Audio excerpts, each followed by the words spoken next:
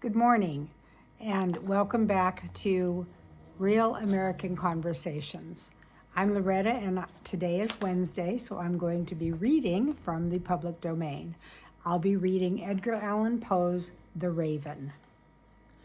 Once upon a midnight dreary, while I pondered weak and weary over many a quaint and curious volume of forgotten lore, while I nodded, nearly napping, suddenly there came a tapping, as of someone gently rapping at my chamber door. "'Tis some visitor," I muttered, tapping at my chamber door. Only this, and nothing more. Ah, distinctly I remember it was bleak December, and each separate dying ember wrought its ghost upon the floor. Eagerly I wished the morrow. Vainly I had sought to borrow from my books surcease of sorrow for the lost Lenore, for the rare and radiant maiden from the angels named Lenore, nameless here forevermore. And the silken, sad, uncertain rustling of each purple curtain thrilled me, filled me with fantastic terrors never felt before. So that now, so still the beating of my heart, I stood repeating, "'Tis some visitor entreating entrance at my chamber door, some late visitor entreating entrance at my chamber door. This it is, and nothing more."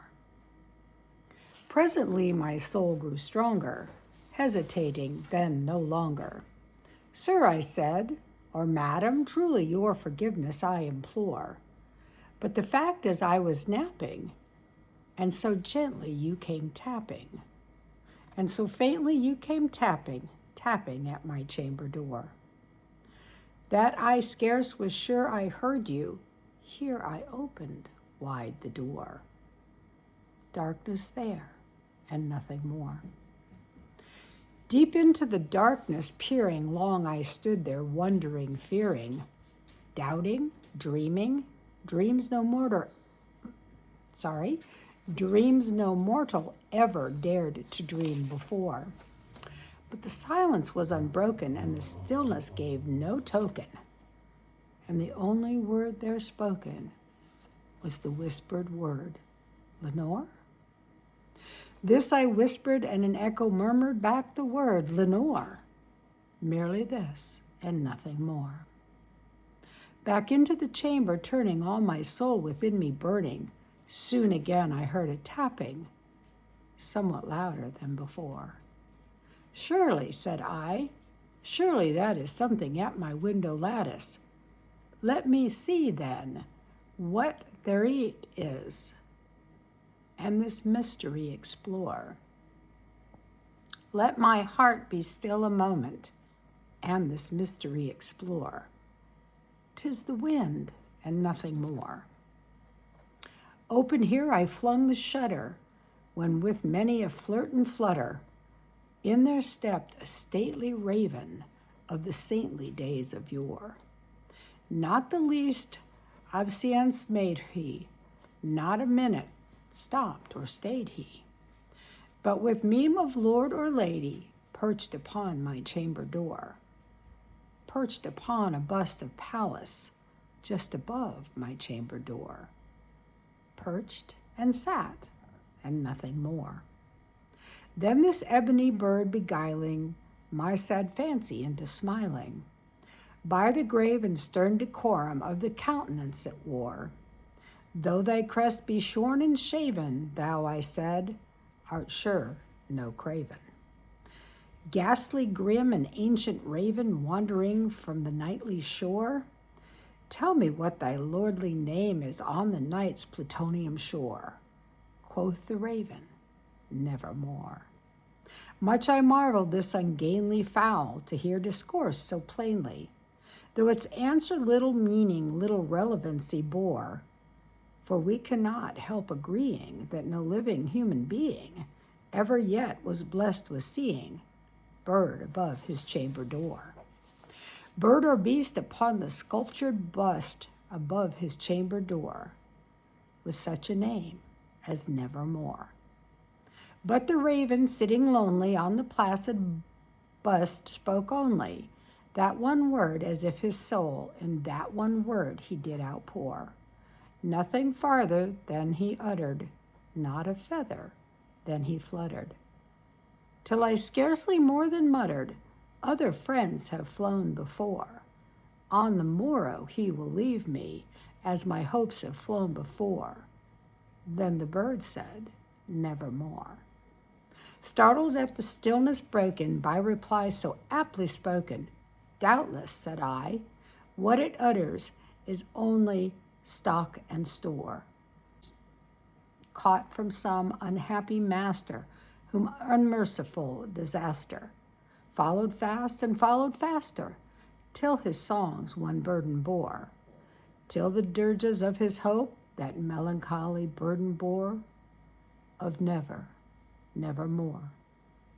But the raven still beguiling all my fancy into smiling, straight I wheeled a cushioned seat in front of bird and bust and door. Then upon the velvet sinking, I betook myself to linking fancy unto fancy, thinking what this ominous bird of yore, what this grim, ungainly, ghastly, gaunt, and ominous bird of yore meant in croaking, Nevermore. This I sat engaged in guessing, but no syllable expressing, to the fowl whose fiery eyes now burned into my bosom's core. This and more I sat divining, with my head at ease reclining on the cushion's velvet lining that the lamplight gloated o'er, but whose velvet violet lining with the lamplight gloating o'er she shall press, nevermore. Then methought the air grew denser, perfume from an unseen censer, swung by seraphim whose footfalls tinkled on the tufted floor. Wretch, I cried, thy God hath lent thee, by these angels he hath sent thee, respite, and nepenthe from thy memories of Lenore. Quaff, oh quaff this kind nepenthe, and forget this lost Lenore. Quoth the raven, Nevermore. Prophet, said I, thing of evil, prophet still, if bird or devil, whether tempter sent or whether tempest tossed thee here ashore, desolate yet all undaunted, on this desert land enchanted, on this home by horror haunted, tell me truly, I implore, is there balm in Gilead?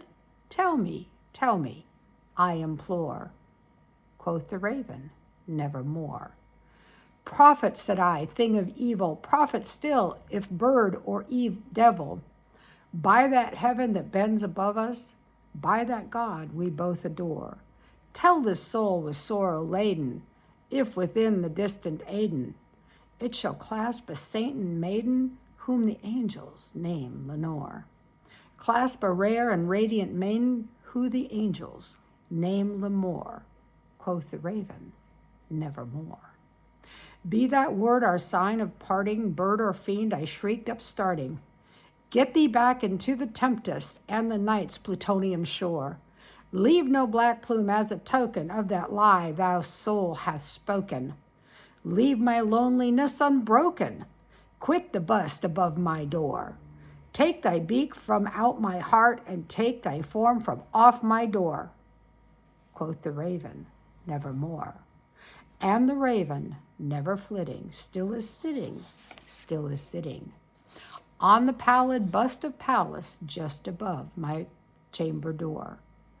And his eyes have all the seeming of a demon that is dreaming, and the lamplight o'er him streaming throws his shadow on the floor.